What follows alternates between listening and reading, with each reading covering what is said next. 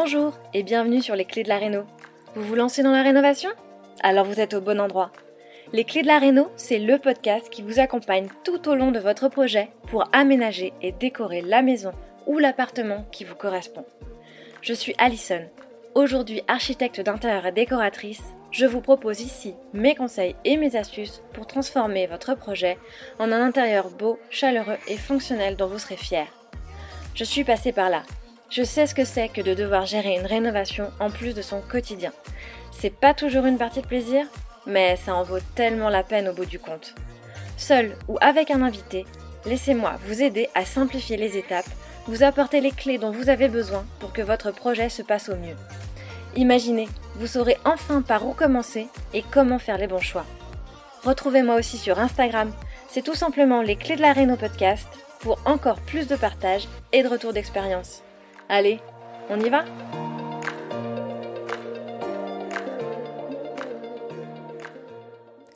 Hello à toi et bienvenue dans ce nouvel épisode de Les Clés de la Réno, le podcast. On se retrouve cette semaine avec un nouvel épisode Summer Vibes. Une interview un peu spéciale parce que tu le sais, cet été, je souhaite t'emmener à la rencontre de personnes qui ont bien sûr rénové, évidemment, mais dont l'objectif était également de créer un lieu de vacances. Car après tout, c'est l'été et on peut bien parler un peu de lieux qui nous donnent envie de lever le pied.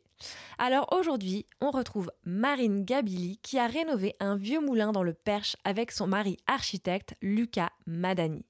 Il s'agit du moulin de Bellequeux qu'on retrouve sur le compte Instagram Le Moulin-du-Bas. Marine et Lucas ont redonné vie à ce moulin inhabité depuis des décennies et à ses dépendances en 2020. Ils souhaitent créer leur maison de vacances et en faire profiter leurs proches. Mais très vite, l'idée d'en faire profiter les autres leur vient comme une évidence. D'où le petit nom qu'ils donnent à ce lieu, la fabrique à souvenirs. Les leurs, mais aussi ceux de leurs invités. Ils engagent alors d'importants travaux pour rendre les lieux habitables et créer les espaces chambre après chambre. Laisser libre cours à leur créativité pour créer une esthétique singulière et personnelle est ce qui a guidé Marine et Lucas dans leur choix. Si tu as le souci du détail, alors nul doute que cet épisode va te plaire car tout y a été minutieusement pensé et choisi. Avec Marine, on a parlé de la rencontre avec cet ancien relais de chasse complètement dans son jus, mais qui disposait d'une hauteur sous plafond à couper le souffle. On a parlé de comment bien définir les espaces, surtout dans une pièce à vivre ouverte, avec notamment cette belle idée d'arches multiples pour délimiter les fonctionnalités. On a aussi parlé mosaïque à faire soi-même pour un intérieur unique, de cheminées recouvertes de faïence, mais aussi beaucoup de marbre que l'on retrouve tel un fil conducteur dans les différents espaces. Je te le dis, mais tu vas vite l'entendre. J'ai adoré ma conversation avec Marine, car leur projet démontre bien à quel point c'est dans le détail qu'on a les plus belles idées et que l'on crée un tout cohérent, harmonieux et qui soit réellement le reflet de ton style et de ta personnalité. Belle écoute! Bonjour Marine et bienvenue sur Les Clés de la Réno podcast. Je suis vraiment très heureuse de partager mon micro avec toi aujourd'hui pour que tu nous racontes un peu l'histoire de la rénovation de votre moulin. Et puis on va commencer déjà par une petite présentation pour ceux qui nous écoutent et qui peut-être te connaissent pas encore. Si tu veux nous dire un peu en quelques mots qui tu es et où tu vis pour démarrer. Bonjour Alison, merci beaucoup pour l'invitation déjà. Je suis Marine Gabili, j'ai 34 ans et j'ai acheté avec mon mari Lucas Madani un moulin en 2020 qui se situe donc dans le Perche chartrois, à 2 heures de Paris. Et l'idée c'était d'acheter une résidence secondaire au départ pour créer notre fabrique à souvenirs.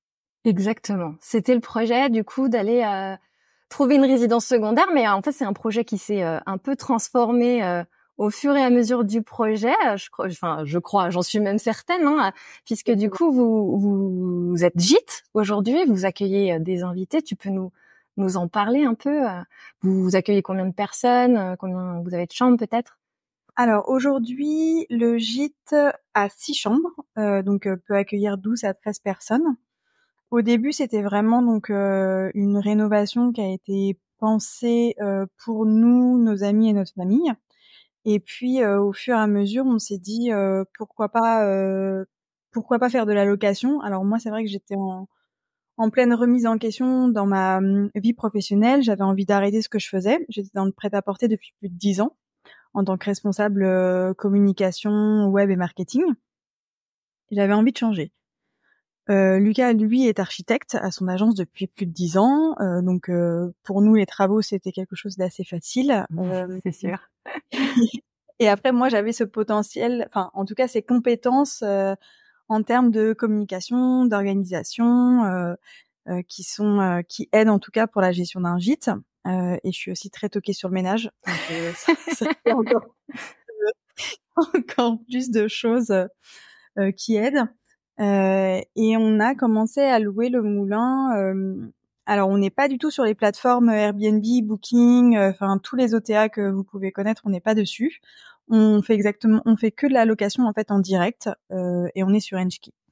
Donc l'idée c'était d'avoir une adresse qui était un petit peu privée et qui soit pas sur tous les OTA. Donc ça marche très bien.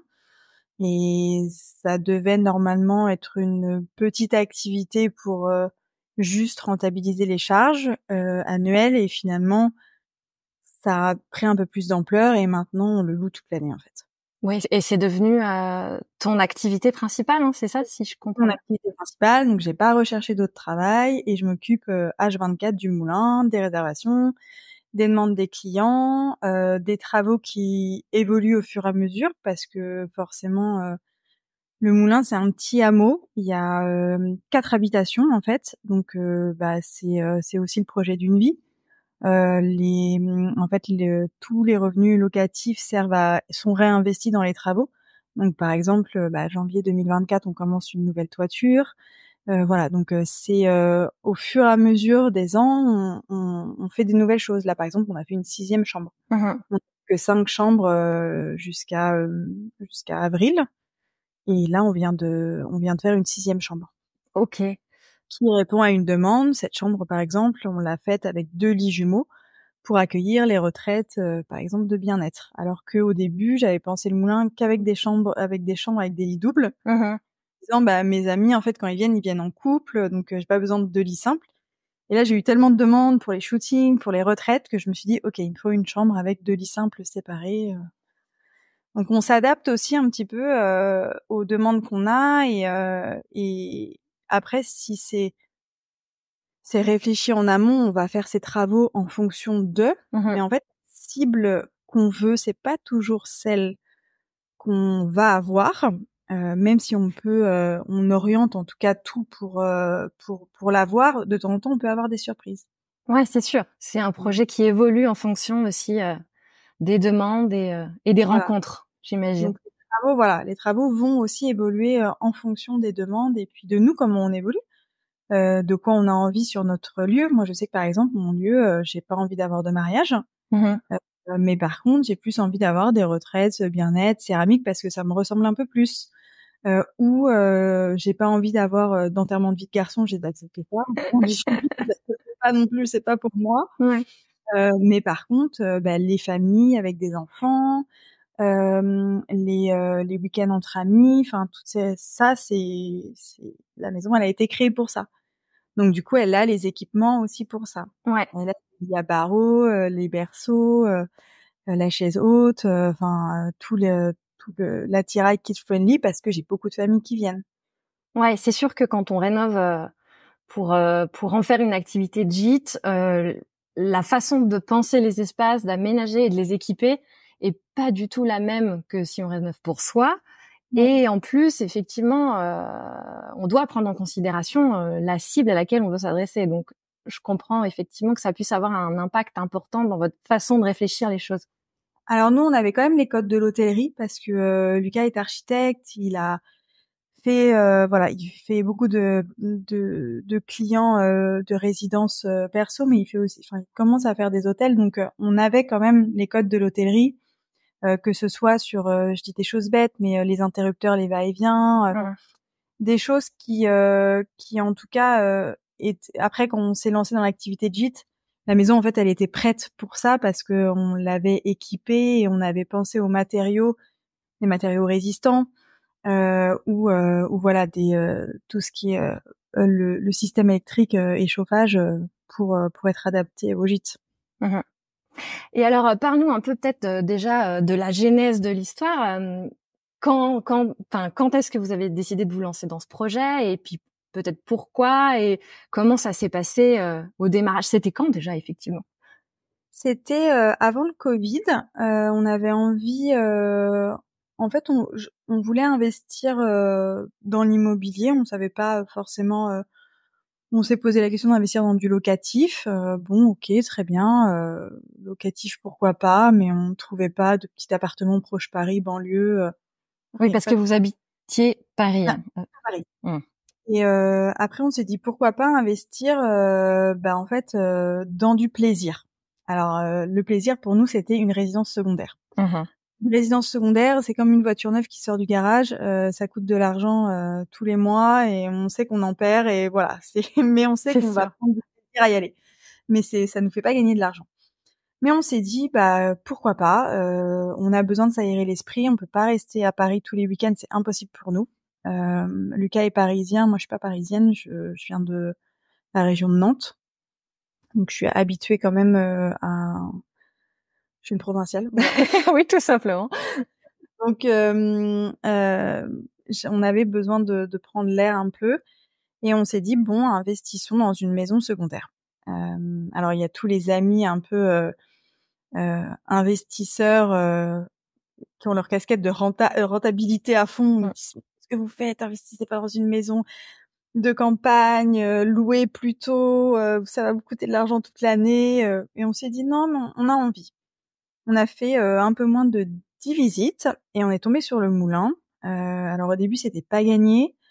On arrive, l'agent immobilier nous dit bon on va laisser la voiture en haut du chemin. Le chemin il est boueux, c'est pas accessible en voiture. J'ai peur de m'embourber. Ok, bon on fait ok, on vous suit, on fait la même chose. Donc on va à pied jusqu'au moulin et on passe le portail. Et là en fait on découvre un espace donc comme un petit hameau au creux d'une vallée. Et en fait, il y a personne. Enfin, il y a juste nous. Et il y a 2 hectares de verdure avec des vieux bâtiments, une rivière qui traverse le parc. Et on se dit, ok, j'adore. Et alors c'est pas du tout ce qu'on voulait. De base, on voulait une maison bourgeoise, des moulures, du parquet, des grosses cheminées. C'est pas du tout le cahier des charges de base. Ouais, vous cherchiez peut-être plutôt une maison de bourg avec un peu plus En fait, on de... cherchait quelque chose qui n'existait pas. On voulait une bourgeoise sans voisin. Donc voilà. Oui, oui, ça peut être compliqué. Quoique, des fois à Mais la campagne, on peut être surpris, mais ouais, les presbytères, les trucs comme ouais. ça. Bon, on en a visité, mais c'était pas du tout ce qu'on cherchait, mais on est tombé amoureux du moulin. Et on a eu notre offre de crédit accepté le jour du confinement. Ah oui. Euh, voilà. Donc pendant le confinement, ça nous a permis de travailler sur le projet parce qu'on était à la maison tous les deux. Normalement, Lucas est à son agence, donc on se voit pas la journée. Et donc là, il m'avait sur le dos toute la journée. C'était sa pire cliente. Et on a pu en fait faire les plans, penser à la DA qu'on voulait, voilà, se faire des petites planches Ouais. de Quand de tu DA. dis DA, c'est vraiment penser la conception dans les moindres détails, les matériaux, les Ouais, finitions. ouais, et tout ce qui va être le côté artistique, enfin joli, de tout le côté agréable des Ouais, travaux et pas le côté bon alors il faut faire une fosse septique, il c'est faut ça. mettre une fosse septique, il faut changer la toiture. L'isolation. C'est un peu moins glamour. Moi, je m'occupais pas de ces planches tendances-là. Ouais, tout beau, c'est sûr.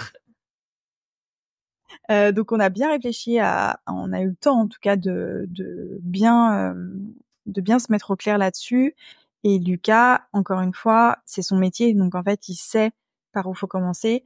Il sait ce qu'il faut commander maintenant pour que tout soit réceptionné à temps, pour qu'il n'y ait pas les ouvriers sur le chantier qui disent bah non, je suis bloqué parce que j'ai pas reçu tel et tel matériau. Donc du coup, tout a été fait en fait avec un rétro-planning dans les règles de l'art, ce qui nous a permis de pas perdre de temps, pas perdre d'argent et en fait on savait ce qu'on voulait. Donc forcément c'est différent. Donc on a validé le devis de la toiture, on n'avait même pas encore les clés. Ouais. Mais mais c'est pas grave parce qu'on est hyper actifs, donc on voulait absolument que on a eu les clés le 12 juin et et je crois que le fin juillet début août la toiture les Commencer. mecs Ouais. étaient là. Ouais, c'est très rapide, très réactif, ce qui est. C'est ça. Et il fallait qu'en fait septembre la toiture soit terminée pour que les ouvriers commencent à isoler, qu'on mette un plancher, qu'on commence à faire l'intérieur de la maison. Surtout que j'imagine que si vous avez eu le prêt début du confinement, vous saviez finalement pas quand vous alliez pouvoir signer. Enfin, non, cette période-là, c'était quand même ouais, c'est l'indécision ça. la plus totale. Donc, mais il y a un moment, en fait, dans les travaux, il faut prendre des décisions, il faut Ouais. trancher. Sinon, à force d'attendre, on peut attendre, hein, mais c'est de la perte d'argent, de la perte de temps, enfin, voilà. Donc, nous, non, on a pris la décision, on s'est dit, ok, vas-y, signe le devis, envoie la compte. Je sais même pas quand est-ce qu'on aura les clés de cette maison, mais c'est pas grave. Et on a commencé, du coup, en septembre, les travaux, de l'intérieur de l'habitation principale, qui était une coque vide. Donc c'est ça aussi l'avantage qu'on avait au moulin, c'est qu'on partait en fait de rien, dans le sens où tout était à faire. Donc pour Lucas, c'est un exercice qui est vachement bien parce que déjà il n'y a pas de démolition à faire. Parce que quand faut se dire ok, je dépose toute la cuisine, laquée rouge que j'aime pas, qui a été montée par un autre client, enfin, qui a été montée par un autre propriétaire. Enfin, c'est du temps aussi de démolir ou C'est sûr. d'enlever, en fait, de déposer les choses. Alors que là, on n'avait rien à déposer, on avait juste à créer, en fait. Mais enfin, de quand dataient les derniers travaux? Parce que ça a été habité quand même, j'imagine, à un moment ou un autre. Elle était habitée, mais en fait, par exemple, dans l'habitation principale, donc il y avait le petit carrelage qu'on a gardé et qu'on retrouve aujourd'hui. C'était une question que je souhaitais peut-être poser, justement. Voilà. Tu vois, s'il était d'époque. Il était d'époque. Et en fait, il y avait un énorme barbecue dans le salon parce que c'était un relais de chasse. Ah oui, d'accord. On avait fait un relais de chasse, donc il y avait un énorme barbecue, mais vraiment un truc qui prenait, enfin, c'était vraiment très très très très gros. Et il y avait des murs jaunes, pas en jaune, et c'est tout. Ok. C'était une grande pièce ouverte avec la charpente apparente. Ah ouais. Voilà, c'est juste ça. Donc ça donne pas signe que c'est été vraiment habité, quoi. Il y a eu du monde, mais c'était peut-être pas forcément une habitation principale. Et non, les anciens propriétaires habitaient à 20 minutes d'ici. Ouais. Et donc ils avaient fait cette pièce-là où bon voilà, il y avait la peinture sur les murs et puis ils avaient fait une petite salle de bain. Alors moi, j'avais du mal à aller faire pipi dans cette salle de bain, donc prendre ma douche non, vraiment dans un état voilà.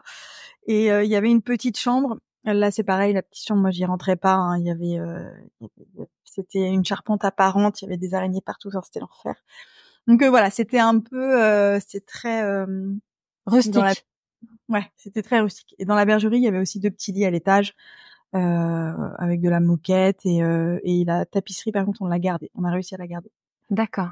Ouais, qui est au-dessus des poutres, on a réussi à la garder. Mais voilà, c'est tout. Après, donc ils y venaient pour dormir l'été, 1 ou 2 nuits quand il y avait des anniversaires ou quand ils faisaient voilà des fiestas. Mais sinon, ils avaient leur maison en fait qui était à 20 minutes d'ici. Et du coup, donc c'est plusieurs petites maisons, c'est ça? Tu nous parlais d'un hameau. Il y a une habitation principale et puis après des dépendances. Ouais, exactement. Il y a 4 bâtiments. Donc elles avaient chacune leur fonctionnalité à l'époque et eux ils avaient fait leur habitation sur la partie qui est la plus élevée parce que c'est un terrain qui est inondable forcément avec le moulin, avec l'eau qui passe sur le terrain. Donc ça c'est aussi un élément qui est compliqué à gérer, enfin qui peut être une source de stress en plus des travaux.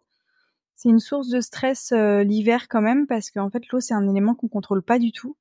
Et comme on n'est pas habitué, on est un peu décontenancé face à l'eau qui monte comme ça et la rivière qui sort de son lit et cette mare dans le jardin, c'est un peu, ça peut faire un peu peur. Et au début, on s'était dit tiens, on va faire des travaux dans ce bâtiment-là.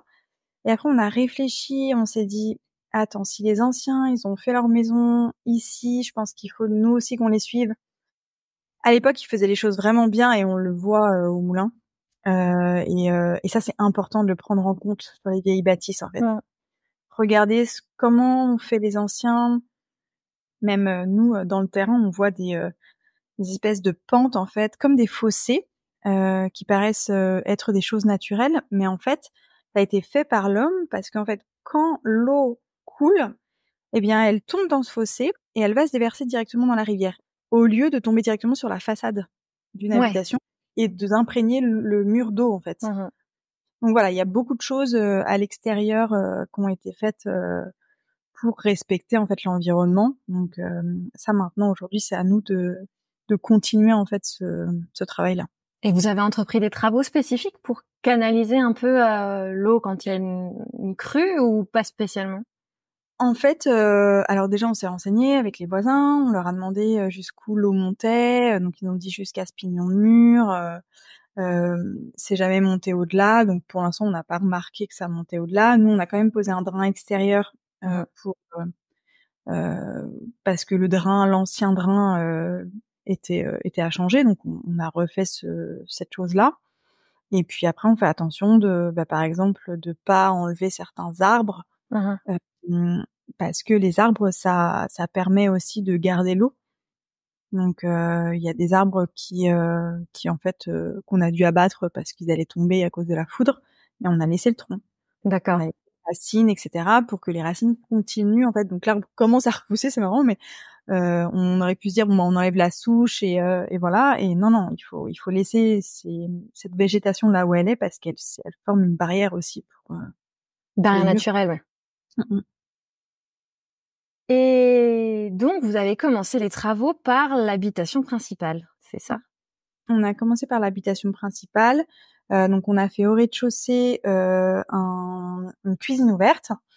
L'idée c'était, alors la cuisine ouverte, on est pour ou on est contre, mais moi j'avais envie de profiter aussi, de mes amis et de ma famille quand je cuisine. Parce que quand les cuisines elles sont séparées, on est un peu, dans sa cuisine et les autres sont dans le salon, donc j'avais envie d'un espace ouvert, mais qui soit quand même délimité. Donc du coup, Lucas a fait plusieurs tests de dessin et a dessiné ces arches qui sont dans le salon, donc qui donnent une délimitation entre le salon et la cuisine, mais ça reste un espace ouvert.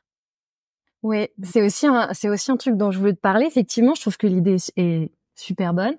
Et c'est souvent ce que je dis. Moi, effectivement, on a tendance à vouloir toujours ouvrir, avoir des pièces à vivre qui sont spacieuses et aérées, et en même temps, on peut vite tomber dans le piège de la perte d'espace, du flou artistique entre les différentes fonctions. Et bien délimiter les espaces, pour moi, c'est quelque chose d'hyper important, même surtout dans une pièce à vivre ouverte. Et c'est ce que vous avez réussi à faire super bien avec justement ces arches qui viennent délimiter, tout en permettant de faire en sorte que les deux pièces soient quand même liées l'une à l'autre, quoi. C'est ça. Et en plus, enfin, la chose aussi qui est très importante, c'est que elles maintiennent aussi le plancher, ces arches-là. Donc elles ont une fonctionnalité cachée, mais qui est pas négligeable non plus. Le plancher de l'étage, quoi. C'est ça que tu veux dire? On est sur un mur porteur à cet Bah, endroit-là? on a dans les arches, en fait, on a mis des structures qui vont soutenir le plancher qu'on a mis pour créer les 2 chambres à l'étage, les 2 chambres et la salle de bain. Ok. Donc on aurait pu ne pas les mettre, hein, ça aurait tenu comme ça, mais c'est toujours mieux d'avoir un renfort en plus, en fait. C'est sûr. Et donc, du coup, vous avez créé cet étage qui n'existait pas. Ouais. Donc c'était de toute façon, c'était une pièce avec charpente apparente, donc Ouais. il y avait pas de plancher. Donc là, on a créé le plancher. Créer le plancher, c'est vraiment une étape incroyable parce que quand on met le pied pour la première fois sur le plancher, c'est l'aventure qui commence, quoi. On se dit ah ok d'accord. Donc là, je disais à Lucas ok, donc la salle de bain elle va être où, la chambre elle va être où. Donc il me dessinait sur le plancher où étaient les pièces, où elles allaient être délimitées parce que lui il arrive à se projeter très facilement. Moi sur l'ordinateur, bon bah ok, il m'a dessiné mon petit bonhomme à ma taille et je sais où je passe et où je passe pas sous la pente, mais j'ai un peu plus de mal à me projeter. Et donc là, il me dessinait les pièces et il me disait ok, là t'es aux toilettes, tu vas être assise ici, là tu vas dormir là. D'accord. Et après, fait les cloisons et voilà. Et vous deviez avoir une hauteur sous plafond, enfin sous charpente, qui était très importante quand même, parce que vous avez encore une belle hauteur sous plafond dans la pièce principale. Et si en On a plus vous avez créé un étage, Ouais, on a plus de 3 mètres de hauteur en bas et en haut presque pareil au milieu. Donc après il y avait une très très belle hauteur de base. ok. Et donc vous avez fait la toiture, puis l'isolation, puis tout en fait. C'est ça, électricité, plomberie. Électricité, plomberie. Donc nous, l'avantage qu'on a eu, c'est que en fait, Lucas a À son a mis, équipe. voilà, avec laquelle il a l'habitude de travailler. Et en fait, en 4 mois, ils nous ont fait toute l'habitation principale plus la suite à côté, qui est une chambre avec sa salle de bain. Donc là, c'est dans une dépendance à part. Ouais, c'est juste à côté. Alors c'est relié quand même à la maison. Et Lucas qui est architecte, c'est le même bâtiment, donc D'accord. faut faire attention quand on est marié à un architecte qui a des termes. Quand je lui dis tiroir à la place de placard, il comprend pas. Ah, faut être précis. Hein. Ouais, faut être précis. Il me dit mais il y a pas de tiroir ici. Oui, bon, le placard alors. Donc c'est dans le même bâtiment. La suite est dans le même bâtiment, mais il faut passer par l'extérieur pour y avoir accès. Donc ils ont fait ça en 4 mois, ce qui est globalement impossible sur un chantier lambda. On va pas se mentir, mais voilà, nous on avait tout préparé, tous les matériaux étaient sur place, et en fait ils sont restés pendant 4 mois sur place et ils ont fait tout l'intérieur de ces espaces. Ok. Et du coup, c'est uniquement les artisans de Lucas qui sont intervenus ou vous avez quand même dû chercher en complément d'autres artisans? Alors, on a cherché d'autres artisans pour, par exemple, la fosse septique, parce que ça, clairement, on n'est pas en capacité, nous, avec nos équipes internes, de faire ce genre de choses. La toiture, pareil, c'est une entreprise du coin. L'isolation aussi, on a fait appel à une entreprise du coin pour le plancher aussi. Et sinon, tout le reste, électricité, plomberie et après tout ce qui va être peinture, tout ça, on l'a fait nous-mêmes. Ok. Oui, donc c'est ça, parce que vous avez quand même fait pas mal de choses par vous-même. Ouais. Enfin, quand je dis nous-mêmes, c'est les ouvriers de Lucas et Ouais. nous, on venait, on faisait, mais on n'a pas fait. Enfin, on a dû faire, je sais pas, 5 ou 10% de eux ce qu'ils ont fait, quoi. Enfin, Oui. nous, on fait les couches de peinture, le pose de carrelage, les choses qui étaient simples, quoi. Enfin, on n'est pas plombier, on n'est pas électricien, donc chacun son métier et c'est important de respecter ça aussi dans les travaux, parce qu'en fait, de temps en temps, oui, on veut faire soi-même, mais en fait, le temps de se former, en fait, ça va apporter plus de problèmes qu'autre chose. Et il y a un moment, voilà, chacun son métier et les choses seront bien faites au Mans. Il faut que ça tienne. Enfin, surtout pour un gîte. Il y a les choses s'abîment tellement vite dans un gîte que si c'est bien fait de base, c'est des problèmes assurés. C'est sûr. Et donc les chambres, si je comprends bien, vous en avez 2 à l'étage de l'habitation principale, Ouais. une dans cette suite qui est dans le même bâtiment, Ah. et les autres sont dans les autres dépendances maintenant? Et après, on a fait la bergerie. Ça a été le lot 2, on va dire. On a fait, qui a été fait très vite, hein. Le lot 2, donc la bergerie, qui est une petite maisonnette sur 2 étages, avec au rez-de-chaussée un lit, une personne, une salle de bain et des toilettes et une kitchenette. Et à l'étage, elle a un lit de personnes. Donc ça, c'est une chambre triple. Mmh. Et après, on va avoir 2 autres chambres. La meunière, qui est une chambre avec son entrée privative et sa propre salle de bain. Et la 145 qu'on vient juste de terminer, qui est juste à côté et qui a aussi son entrée privative avec sa salle de bain.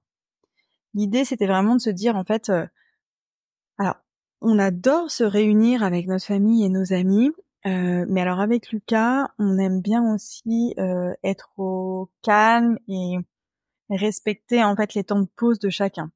Donc on aime être ensemble, mais on n'aime pas être réveillé par les autres. Quand on n'a pas d'enfants, on n'a pas envie d'être réveillé par les enfants des autres, ou d'être réveillé par celui qui va se coucher à 6 heures du matin.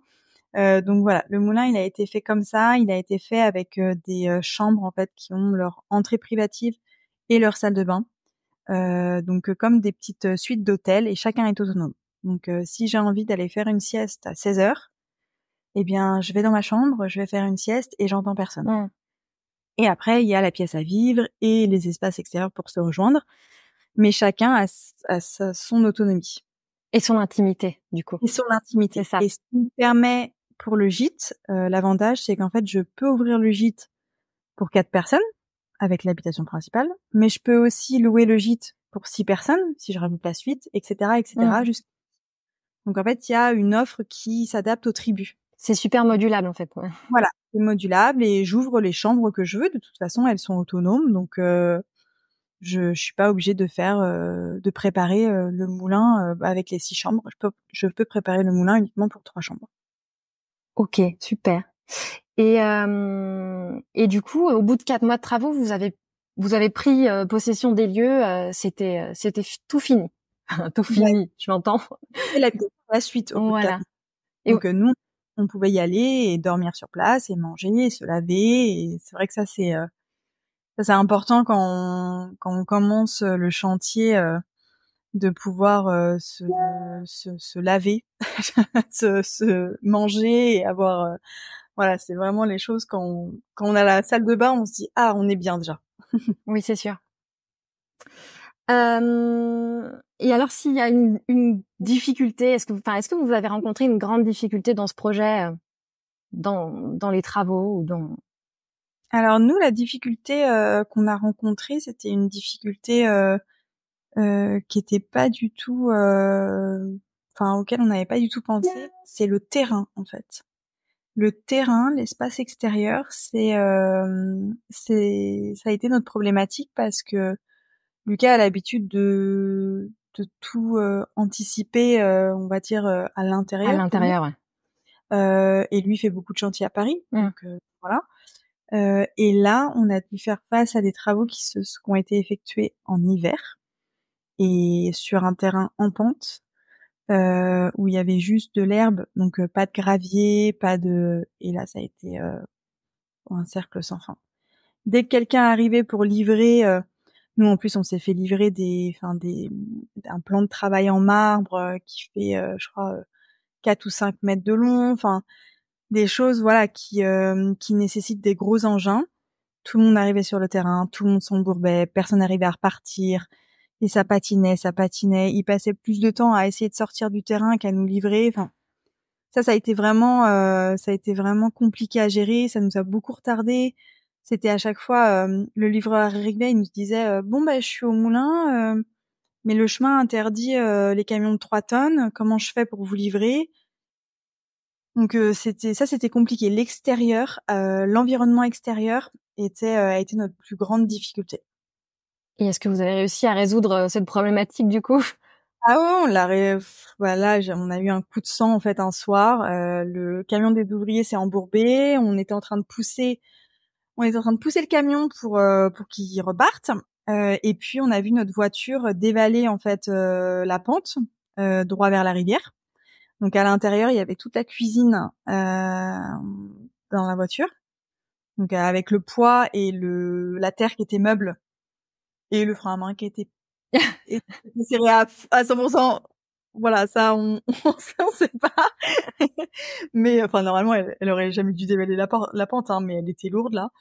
Et donc, la voiture s'est encastrée dans un arbre. Heureusement, elle a dévié de sa course. Elle est pas allée dans la rivière. Heureusement. Voilà, c'est un peu notre chance. Et là, coup de sang. On a fait livrer le lendemain des tonnes de gravier. On a décaissé, on a fait un chemin avec gravier et on s'est dit ok, stop. J'ai appelé la mairie, j'ai fait je leur ai dit écoutez maintenant c'est pas possible, il faut faire quelque chose avec le chemin communal. Oui, c'était pas chez vous en fait. En fait il y a une partie chez nous, donc nous la partie chez nous on a décaissé, on a fait livrer des graviers de la carrière voisine et sur la partie du chemin communal j'ai demandé à la commune d'empirer en fait. parce que c'était plus possible et que c'était déjà c'était dangereux pour nous. S'il nous arrivait quelque chose en fait dans la maison, parce qu'en plus on est en travaux, donc enfin on peut très bien se casser quelque chose ou n'importe quoi, les pompiers viennent pas en fait. Ouais. Donc en plein hiver, voilà, c'était pas accessible. Donc coup de sang, donc là on a modifié. On s'est dit OK, pause un petit peu 2 secondes dans les travaux intérieurs, on essaie de régler ce problème très vite. Ouais, c'est sûr que ça pouvait être un sacré handicap. Ouais. Et si tu devais te remémorer un bon souvenir de chantier, ce serait quoi? Les bons souvenirs, je pense que c'est toujours quand les le début en fait le début d'une pièce, donc quand on va monter une cloison ou quand on va commencer à à isoler ou enfin ces choses-là en fait où on commence en fait à avoir à se projeter dans les pièces comment elles vont être. Ça c'est je peux passer du temps dans la pièce comme ça et me dire ah ok d'accord ça commence à prendre forme et les finitions après c'est toujours trop long donc Oui, c'est sûr. les finitions on en a marre mais le au tout début ouais quand on monte un plancher ou des cloisons ça c'est incroyable et puis après surtout quand on voit aussi enfin là sur la dernière salle de bain quand on voit le travail enfin le résultat en fait ce que ça donne c'est aussi assez gratifiant là on est parti on a pour la dernière salle de bain, on a fait un exercice qu'on n'avait pas pratiqué avant. En fait, on est parti d'une pièce qu'on a chinée pour créer en fait la décoration de la pièce. Donc en fait, d'habitude, voilà, quelqu'un de lambda va se dire bon, je sais pas, j'ai regardé sur Pinterest une idée ou je veux faire ça et puis j'achète tel carrelage, machin, etc. Nous, on n'est pas parti de tout ça. On avait chiné un vieux lavabo, enfin un duo de vasques vertes. Et on s'est dit: «Bon, bah, voilà, on a ces lavabos avec ces miroirs, qu'est-ce qu'on fait autour?» Et on est parti de cet objet pour créer l'ambiance, qui allait, leur redonner vie. Et donc, on a décidé de faire un thème un peu Riviera avec de la mosaïque, verte et blanche. Ça nous a pris un temps fou de poser cette mosaïque. Oui, parce que c'est vous qui l'avez fait, là, pour le coup. Ouais, là, c'est nous qui l'avons fait, c'était vraiment, bon, là, on a un peu, en plus, j'étais enceinte, donc du coup, moins rapide, faut le dire aussi. Donc ça nous a pris vraiment beaucoup de temps. Sauf que j'avais évidemment loué la chambre, qu'elle était déjà vendue, en fait, donc Ouais, vous aviez une deadline à respecter. ouais, ça c'est moi qui envoie un petit mail à Lucas en disant, «La chambre est louée à telle date, voilà. Faut qu'on s'active. Tu prends l'info comme tu veux, mais en tout cas, sache que il faut avoir terminé les travaux à cette date-là». Donc voilà, là on est parti d'un objet pour créer le reste. Et c'est assez gratifiant de voir le résultat. Ça c'est cool. Mais c'est un super, une super astuce, je trouve. Enfin, parce qu'en fait, ça va aussi, ça peut grandement faciliter les choix, parce que du coup, ça restreint énormément.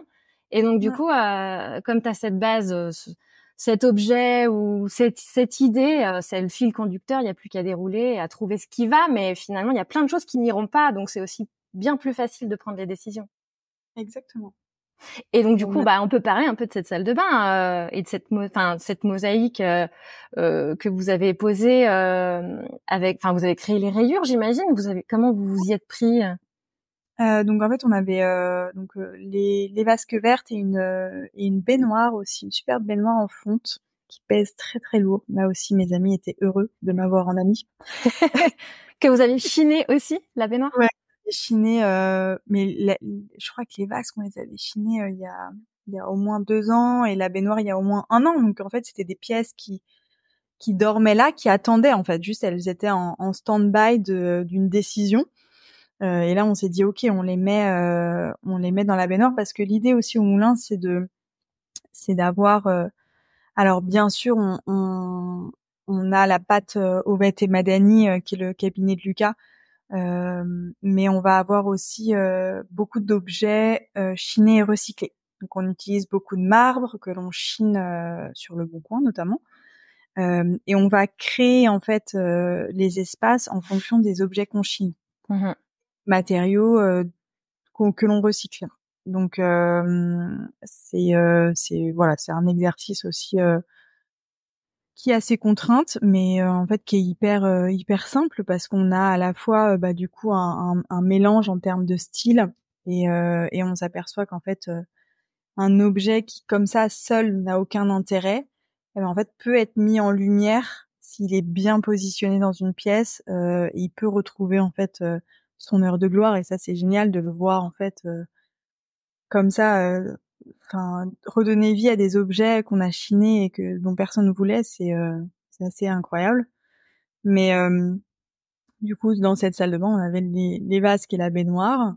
En super état, Ouais, en super état et du coup on a créé la mosaïque qu'on a mis sur le sol, les murs et les vasques. Donc on a fait vraiment une grosse partie en mosaïque.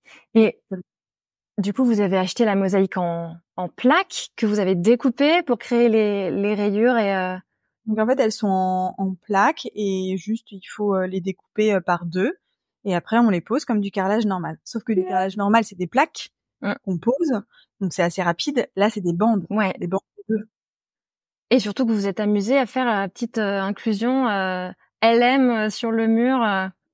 Ouais, bah ça c'est facile parce que moi j'avais fait la mosaïque déjà avant. Donc pour moi ça je l'ai fait en 2 minutes, c'était pas assez... C'était simple.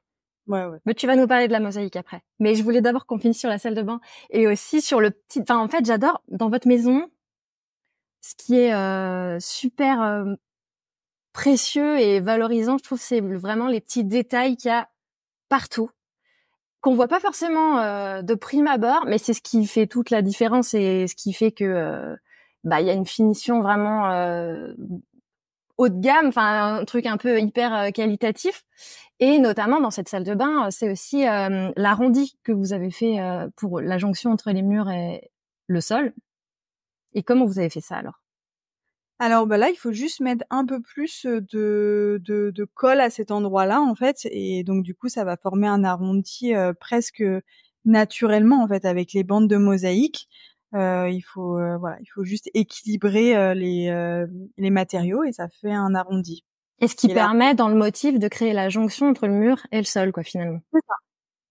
Et qui permet visuellement de donner un aspect vraiment différent que quelque chose qui va être cassé brut. Donc ça permet à cet endroit-là de pas mettre de plainte. Ça permet aussi au-dessus de la baignoire d'avoir l'eau qui s'écoule comme ça directement sur une pente naturelle en fait. Donc ça. Et puis à l'œil, c'est super doux. Enfin, Oui. c'est vrai que on s'en rend pas forcément compte quand on le fait pas en fait, parce que ça nous paraît tellement naturel d'avoir des murs droits. Mais là, quand on est face à cet arrondi, finalement, c'est super doux, effectivement, visuellement.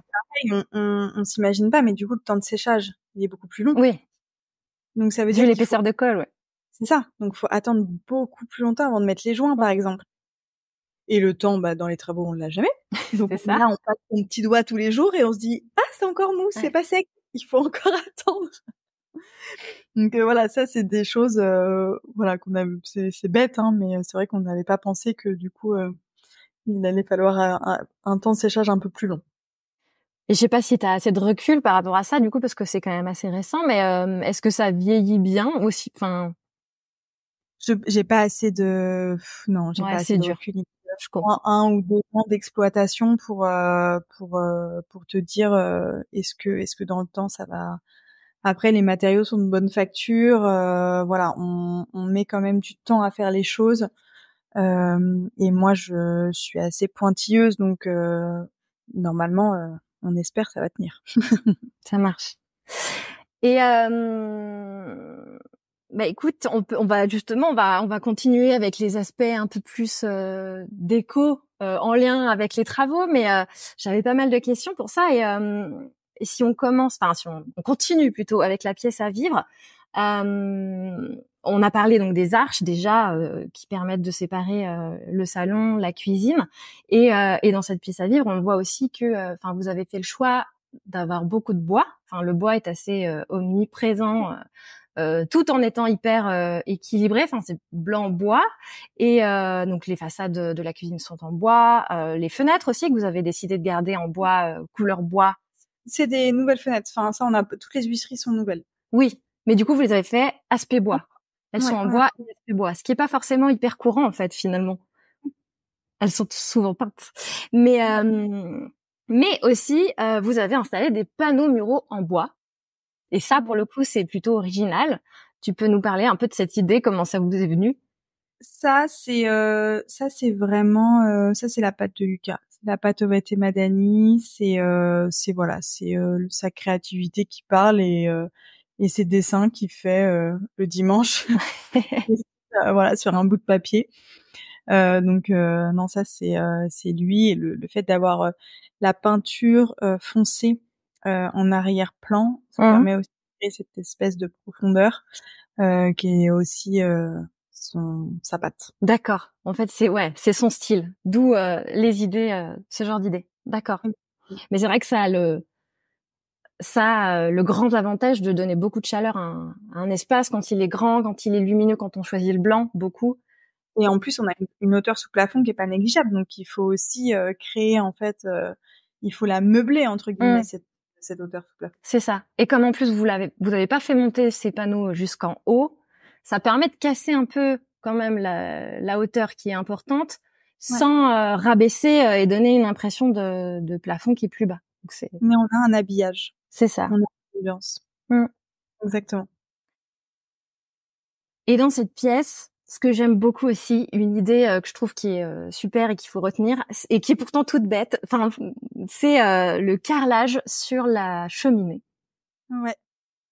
La cheminée, ça a été un grand débat. On était sur est-ce qu'on met une cheminée ouverte? Est-ce qu'on met un poêle? Est-ce qu'on met un insert? Donc là, déjà, il faut se statuer là-dessus. Cheminée ouverte, beaucoup d'odeurs, déperdition, voilà, mais rien le plaisir de la flamme. Voilà, le plaisir de la flamme, voilà, il y a rien de mieux. Après, attention, c'est un gîte. Les enfants, voilà, il y a un espèce de danger. Bon, mais ça chauffe pas la pièce parce qu'il faut la chauffer aussi cette pièce quand même. Elle a une hauteur sous plafond énorme, elle fait 80 mètres carrés. Il faut la chauffer. Poêle. Ok, poêle, c'était une idée. On est parti sur les poêles Régnier. C'est français, c'est magnifique, c'est de la céramique, c'est très très joli. Mais là des délais de plus de 6 mois parce que c'est fait à la main. Donc nous évidemment on n'avait pas les 6 mois devant nous. Enfin, on les a toujours dans une vie et on voulait les choses voilà plus rapidement. Et puis après on s'est tourné vers cette option qu'on connaissait pas qui est l'insert. En fait, qui est un mélange des deux parce que il peut être utilisé en foyer ouvert pour le plaisir de la flamme, mais il est aussi utilisé en foyer fermé et là, en fait, il va chauffer la pièce. Donc c'était un bon compromis. Bon, ok, on part sur l'insert, mais par contre, c'est moche en fait. Donc qu'est-ce qu'on fait? Donc là, il faut le coffrer et il faut visuellement avoir quelque chose qui va être joli. Donc là, pareil, la pâte Ovette et Madani, on a mis du carrelage. On n'a pas fait des joints. On a décidé de pas faire les joints parce que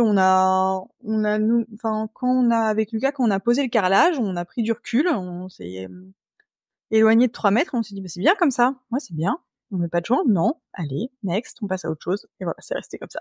Ouais, parce qu'en plus, vous les avez quand même posés très, très bord à bord, quasi sans joint.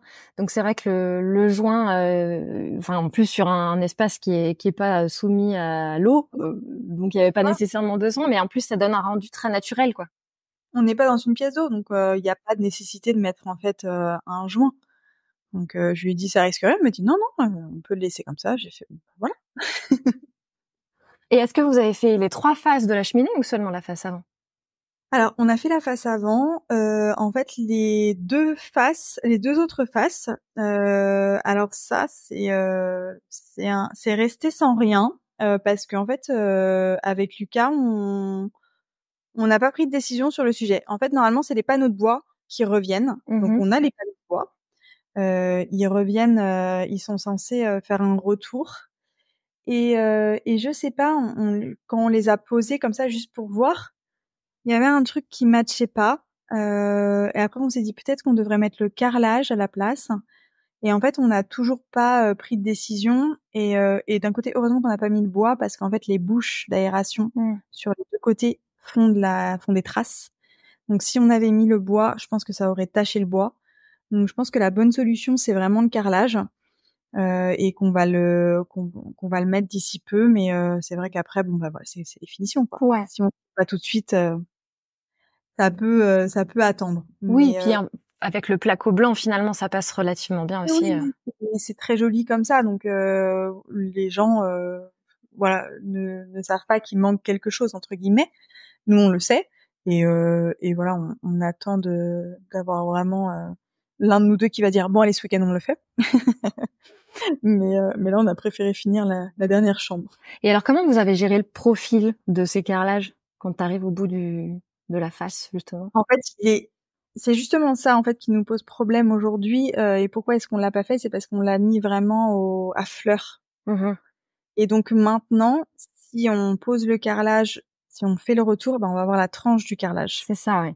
Et donc du coup, c'est cette tranche qui nous dérange. Après, il existe des carreaux en fait qui forment un arrondi. Oui. Et sur cette règle-là, on l'a pas malheureusement. Ah mince. Donc voilà, c'est le truc de se dire bon bah on va voir la tranche.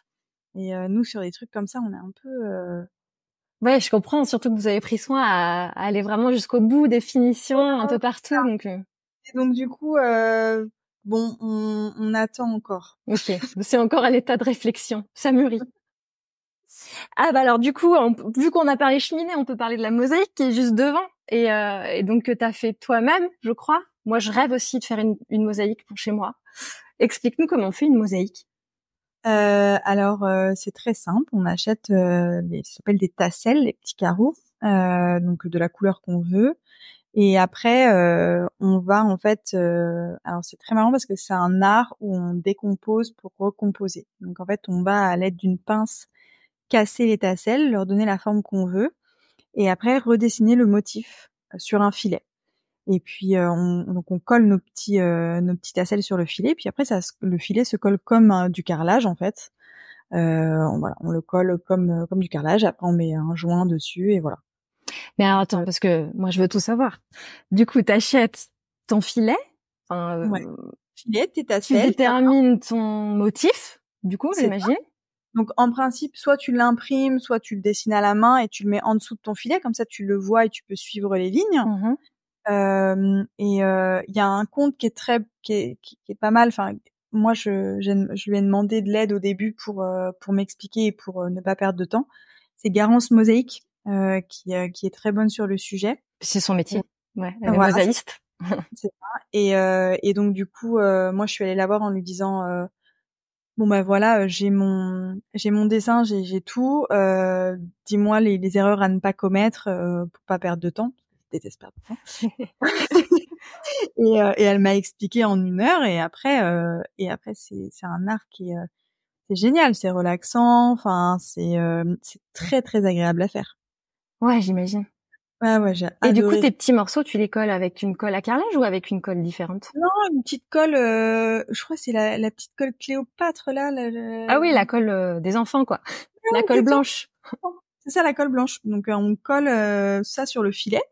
Et puis après on va avoir la vraie colle en fait à carrelage qui va être posée sur le sol comme quand on pose du carrelage dans une salle de bain.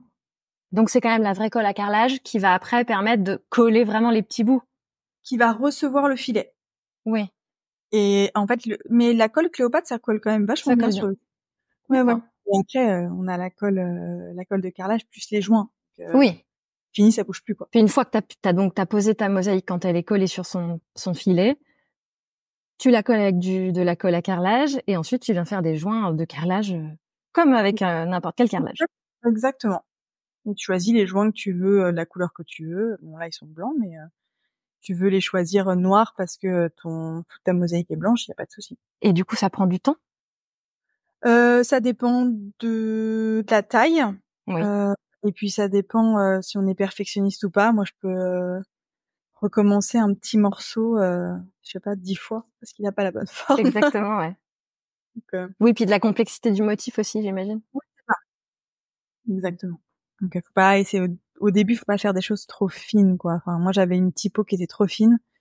J'ai grossièrement, enfin, j'ai un peu augmenté l'empattement pour réussir à faire mon dessin, sinon c'était impossible.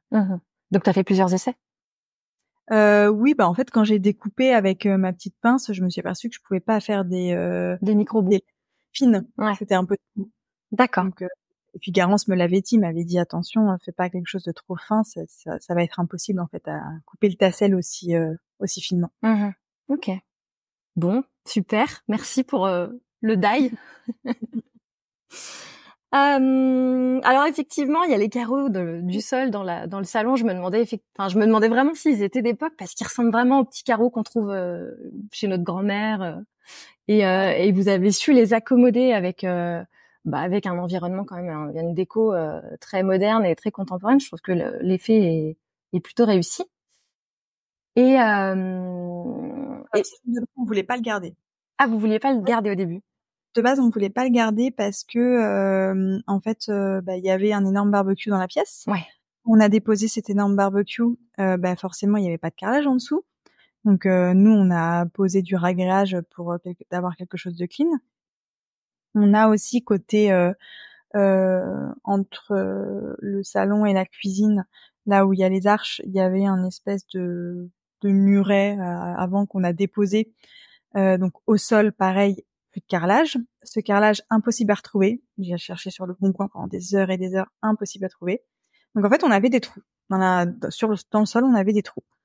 Et avec Lucas, on s'est dit, ah non, c'est pas possible, on veut quelque chose d'uniforme partout. On voulait quelque chose de brut, de simple, facile d'entretien. C'est une maison de campagne, on passe constamment son temps à l'extérieur. On passe notre temps à faire intérieur, vu que les chambres sont à l'extérieur. Donc on a décidé de poser un ragréage. Jusque-là, tout va bien, l'idée semble bonne. On pose un ragréage, ok, on revient 2-3 jours plus tard, enfin même un peu plus. Il fait nuit, je rentre dans la pièce et je sens que je viens de marcher sur quelque chose qui a fissuré en dessous de mes pieds. Qui est meublé. Ouais. Et je me dis, ah, je viens de marcher sur un miroir. Parce qu'en fait, je chine tellement de choses, qu'il y a tellement de choses partout, et je viens de marcher sur un miroir. Enfin, ça a fait le bruit d'un miroir qui avait éclaté. Et là, j'allume la lumière et en fait, je me rends compte que c'est le ragréage qui n'a pas adhéré et que tout a fissuré. Tout a fissuré partout. Et là, je regarde Lucas, je fais waouh. Je dis mais qu'est-ce qui se passe? Qu'est-ce qu'on fait? Mayday. Et là, il me dit bon faut tout déposer. Donc hors de question de faire travailler les ouvriers là-dessus. On s'y colle parce qu'on n'a pas envie de payer des ouvriers à enlever du ragréage. Donc on s'y colle à 4 pattes, 80 mètres carrés, et on enlève tout le ragréage qui a été posé. Donc à des endroits, il y a des plaques qui partent toutes seules, et puis il y a des endroits, ça a adhéré. Donc là, c'est un enfer à enlever, ça nous prend des jours et des jours. On arrive à récupérer le carrelage, et puis on se dit voilà, on récupère le carrelage, et là où il y a Attends, parce que du coup, le ragréage, vous l'aviez coulé sur le carrelage? Ouais, on avait mis une impression, enfin on avait mis tout ce qu'il fallait et on avait posé notre ragréage sur toute la pièce en fait. Ouais, on avait acheté du ragréage spécial justement qui se met sur le carrelage. Enfin, on avait fait les choses dans les règles, mais la température, parce que c'était en hiver, il y a en dessous, il y a pas de, c'est un terrain qui est quand même humide, il y a pas de vide sanitaire. Nous, on a des sources d'eau partout dans le terrain, donc voilà, la température, tout ça, ça ne l'a pas fait. Donc ça arrive plus souvent qu'on ne croit hein, sur le ragréage. C'est hyper en fonction de la température, du taux d'humidité, c'est ça, que ce soit en été ou en hiver, quand c'est des extrêmes trop importants, ça peut être compliqué. Ouais. Et on en a posé un autre, sur une dalle pour la comment elle s'appelle, la buanderie, ça, il y a eu aucun souci. Mais bon, là, ça n'a pas marché. C'est pas grave, on perd pas de temps, on dépose, on se dépêche. En fait, il faut prendre des solutions très rapidement, donc voilà. On dépose et puis c'est grâce à ça que j'ai fait aussi mes mosaïques au sol parce que en fait, il fallait combler les trous. Donc il fallait trouver un moyen de combler les trous de carrelage sans ce carrelage que je trouvais pas en fait. Donc j'ai fait des mosaïques. Mais donc du coup, comme le ragréage n'a pas tenu, c'est à ce moment-là que vous vous êtes dit, bah on va garder le carrelage Ouais. existant. Ouais. Vous avez réussi à le récupérer malgré le fait qu'il soit vieux et qu'il y avait eu du ragréage de couler dessus. Ah ouais, mais on a frotté, mais frotté. Enfin, c'était un travail titanesque, mais on a réussi à la rattraper. Après, je sais pas, j'ai dû passer, je pense, 50 fois la serpillière avec du produit, mais j'ai rien lâché, je l'ai eu, et il est encore plus beau qu'avant. C'est ça. En fait, j'ai envie de te dire, c'était un mal pour un bien parce que le résultat, il est vraiment top, quoi. Mais après, de temps en temps, en fait, il faut pas chercher plus loin, quoi. Ouais, Les c'est choses ça. comme ça, et c'est tout. Et donc aujourd'hui, vous avez simplement donc ce carrelage ancien d'époque et à certains endroits du ragréage. Enfin, De la mosaïque. Des mosaïques de poser, et en face de la cheminée, en fait, j'ai un carré de ragréage, en effet, là où il y avait le barbecue avant. Et j'ai d'accord. mis une mosaïque au milieu, en fait. Mais t'as plusieurs mosaïques en fait dans cette pièce. Ouais, j'en ai 2. J'en ai une entre les arches et j'en ai une devant la cheminée. Ok. Et le truc que vous avez fait aussi dans cette pièce et au niveau de ces carreaux anciens là, c'est et que vous avez reproduit l'idée plusieurs fois dans la maison et que je trouve aussi super intéressante, c'est d'aller sur des plinthes qu'on ne voit pas partout. Et notamment à cet endroit-là, sur des plinthes en marbre, vous avez beaucoup effectivement euh, utilisé l'idée d'aller sur des plinthes un peu différentes avec une rangée de carreaux aussi dans les salles de bain. Ouais. Et donc ces plinthes en marbre, comment c'est arrivé jusqu'à vous? Alors, il y a 2 choses. Il y a déjà la hauteur des plinthes. Lucas, il aime bien avoir des plinthes hautes. Et le marbre, il adore le marbre. C'est un collectionneur de marbre, il adore ça. D'accord. Et en fait, ça donne vraiment un autre effet visuel. Entre le carrelage, le marbre et le mur, enfin il y a une continuité qui est presque, en fait, c'est comme si ça avait toujours été là. C'est tellement naturel visuellement que on sent que ça a sa place. Et après, on fait des tests, hein. Enfin, au début, on savait pas du tout qu'on allait mettre ces plinthes en marbre. Juste, voilà, on avait tout ce marbre, on a la machine à découper et puis on fait des petits tests. C'est vous qui l'avez posé? Ouais, c'est Lucas, il découpe son marbre et puis il se promène avec son marbre. D'accord. Ah oui, c'est vraiment une passion. Ça va bien ici, super, on le pose.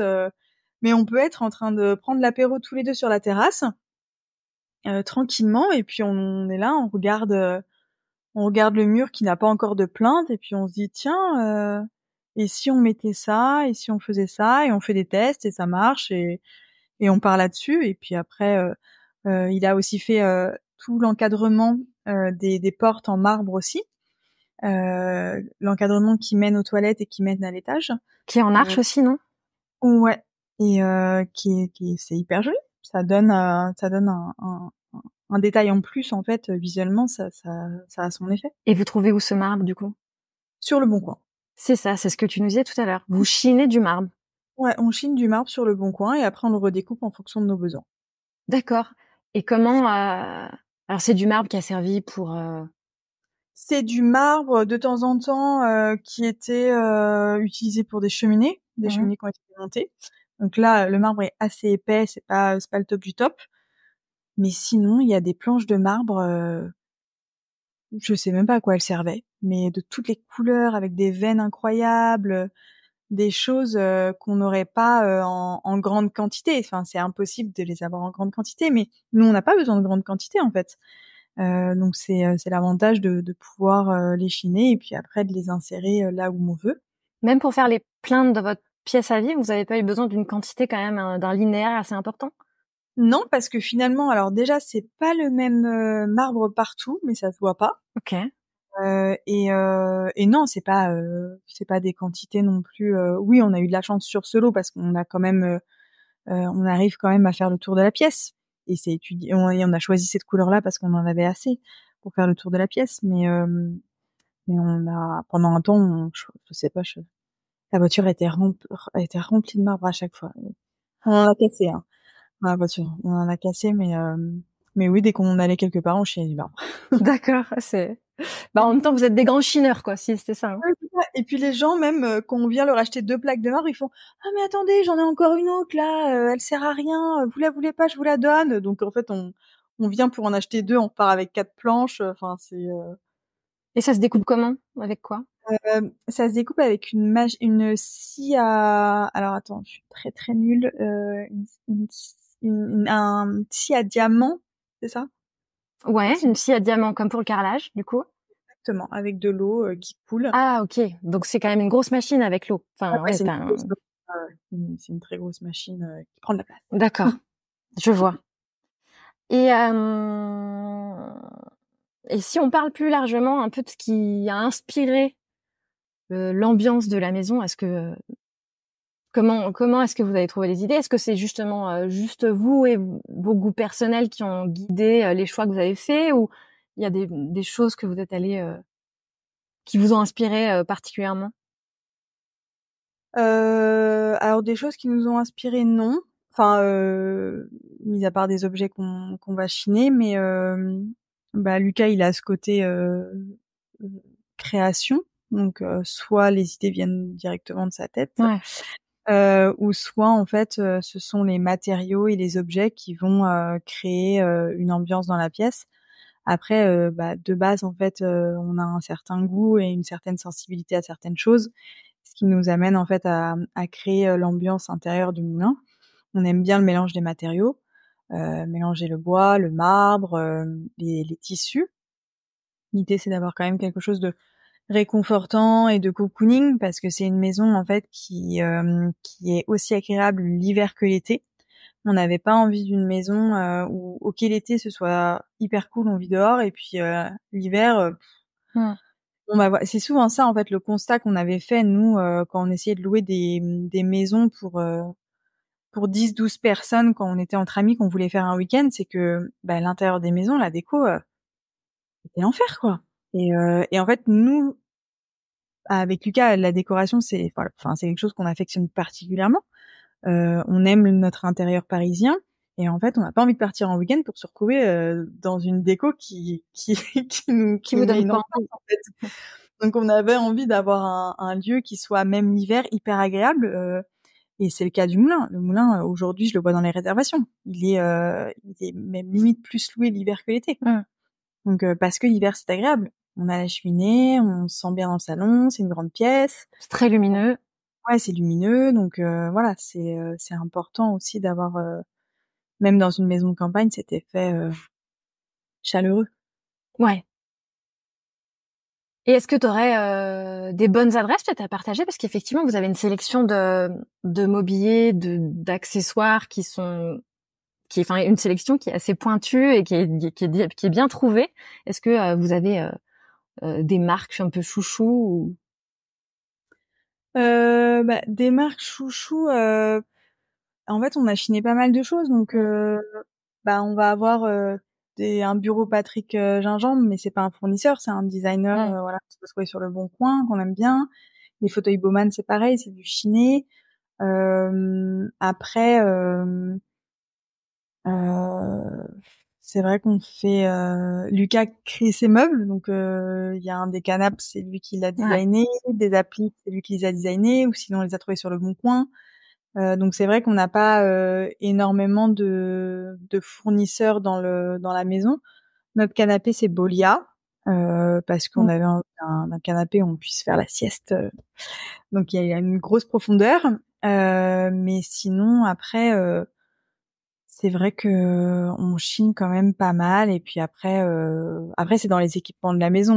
Moi je suis enfin la maison c'est d'abord ma maison avant d'être la maison de mes clients. Donc du coup les équipements vont être en fonction de mes besoins. Par exemple si j'aime la marque KitchenAid pour cuisiner, et ben du coup il y a du KitchenAid partout dans la maison. Donc bah voilà, il y a des choses comme ça, le sel fumé Kalios, tous les robots KitchenAid, les draps en lin de chez Most. Voilà, c'est des choses que j'utilise en fait, les crèmes au My Cream. Voilà, c'est des choses que j'utilise moi. Donc du coup, bah, Ouais. les clients font ça au moulin. D'accord, c'est ça. Et effectivement, vous chinez beaucoup et pas mal de pièces de designer. Il y a un savant mélange entre des choses très anciennes et des choses un peu design. Euh, Tu chines du coup encore beaucoup, ou maintenant que la maison est quand même déjà bien meublée, ça s'est un peu calmé? Enfin, est-ce que c'était vraiment pour meubler le gîte?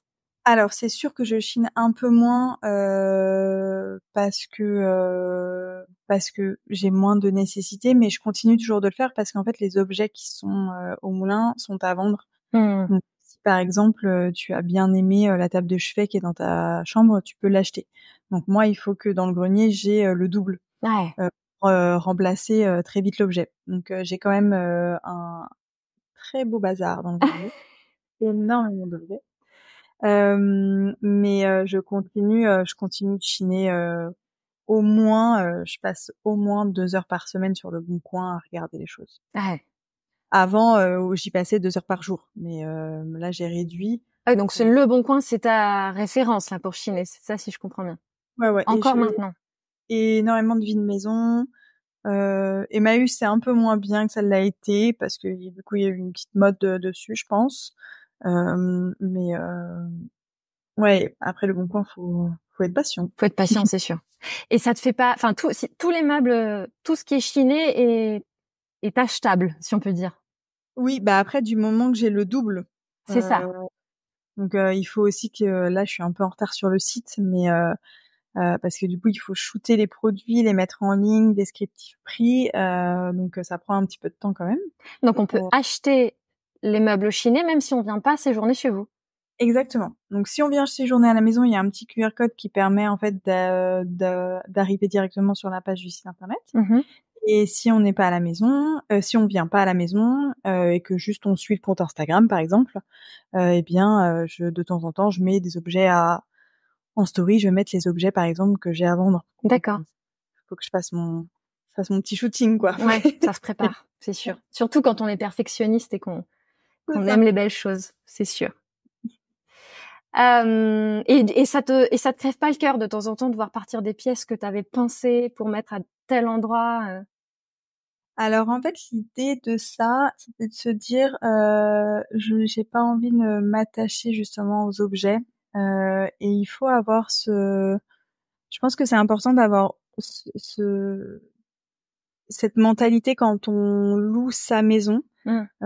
parce que moi on me demande souvent, mais tu loues le moulin, enfin, je sais que c'est toi qui as fait toi-même ça, ça, ça dans la maison, ça te crève pas le cœur, que ce soit d'autres personnes qui rentrent chez toi, et en fait, le moulin, si on a décidé de le mettre en location, c'est aussi qu'on s'est dit, bah en fait, moi, je suis tellement bien ici, et en fait, je crée tellement de souvenirs avec ma famille, mes amis, que j'ai aussi envie que d'autres personnes puisse avoir ça. Donc je le mets en location. Et les objets, c'est pareil. C'est de se dire, bah cet objet, je l'ai adoré. Je suis tombée amoureuse quand je l'ai acheté. Je savais pas où j'allais le mettre, mais juste j'aime sa forme, j'aime sa couleur. Si je l'ai aimé et que quelqu'un d'autre l'aime, eh bien tant mieux et que ça lui fait plaisir et tant mieux. Et partir un peu de ce truc matérialiste en voulant tout garder et se dire ah non, je l'ai chiné, je le garde pour moi et puis c'est tout. Bah non, s'il m'a fait plaisir, il peut faire plaisir à quelqu'un d'autre et tant mieux. Et il aura une nouvelle vie dans une nouvelle région, dans une nouvelle ville et voilà. Le partage à 2000%, quoi. Et d'où la fabrique à souvenirs aussi. Oui, c'est ça. Ok, ça marche. Bon, écoute, Marine, on arrive à la fin de cet épisode. Ce serait quoi le conseil que tu donnerais à ceux qui ont envie de se lancer dans la réno? S'informer.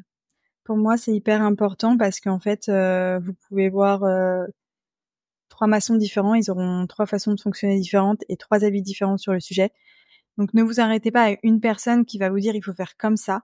Il n'y a jamais une solution dans les travaux, il y en a toujours beaucoup.